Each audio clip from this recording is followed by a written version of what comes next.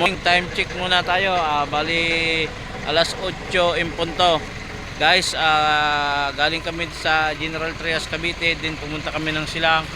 Nag-pull out ako ng aking another na bako.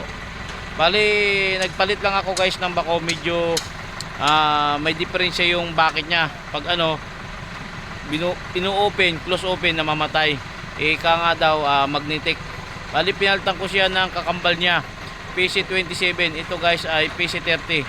Yan guys yung aking mga bako. Bali guys yan yung guys yung pangalawa kong bako, si number 2. Bali yung pinalit ko dun guys, si number 3, PC number 3. PC27 dash 1, yun na yung pangatlo kong bako guys. Ayan. Kasi mula nung nakuha ko, pangatlong balik na ito lang dito sa sa yard ko, dito sa lublakan ko. Kasi mula pagkakuha ko, nagka-project dire-diretso sa awa ng Diyos. Maraming salamat sa mga nagrenta, sa nagtiwala. Yan, kinarga ko na guys sa aking elf yung bako para makatipid din ako sa zip loading. Kasi yung zip loading guys excuse, 4,000 guys ang zip loading. Kaya ang ginagawa ko, dito na lang sa elf ko kinakarga.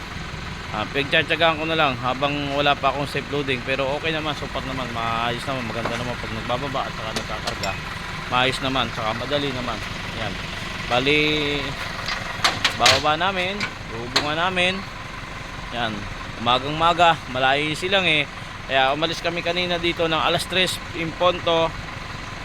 Nakadating kami doon ng almost mga 5 ganyan. Tapos binaba ko lang yung kambal niya, yung PC27.